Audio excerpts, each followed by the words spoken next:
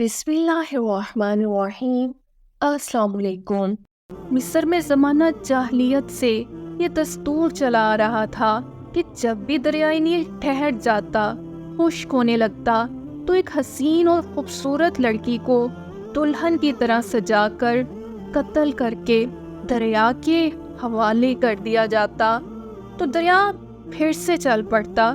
حضرت عمر رضی اللہ تعالیٰ عنہ کے دور خلافت میں جب مصر فتح ہوا تو حضرت عمر بن عاص وہاں کے گورنر مقرر ہوئے، تو اس وقت بھی حسب معمول دریائے نیل کی روانی ختم ہو گئی اور وہ ٹھہر گیا۔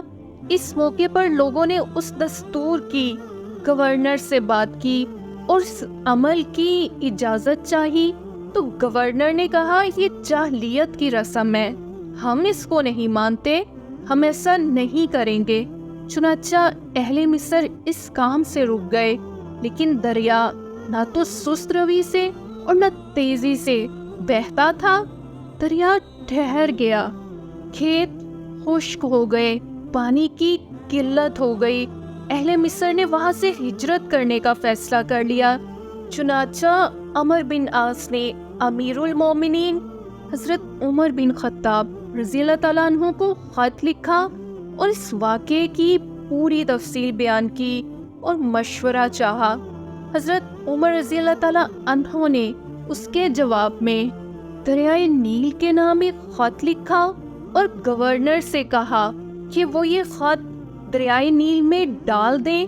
اس خط کا مضمون یہ تھا: یہ اللہ کے بندے عمر کی طرف سے دریائے نیل کے نام، اما بعد اگر تو اے دریا اپنی طرف سے جاری ہوتا ہے تو مت جاری ہو، اور اگر اللہ واحد قہار نے تجھے جاری کیا تو ہم اسی سے سوال کرتے ہیں کہ وہ تجھے جاری کر دے۔ حضرت عمر بن عاص نے یہ خط دریا میں ڈال دیا۔ ڈالنا ہی تھا کہ دریا پھر سے چلنا شروع ہو گیا اور تیزی سے رواں دواں ہو گیا۔ ویڈیو اچھی لگی ہے تو لائک اور کامنٹ کریں، فرینڈس اینڈ فیملی کے ساتھ شیئر کریں، چینل پہ نئے ہیں تو سبسکرائب کر لیں اور بیل نوٹیفیکیشن آن کر دیں۔ ملتے ہیں آپ سے نیکسٹ ویڈیو میں۔ اللہ حافظ۔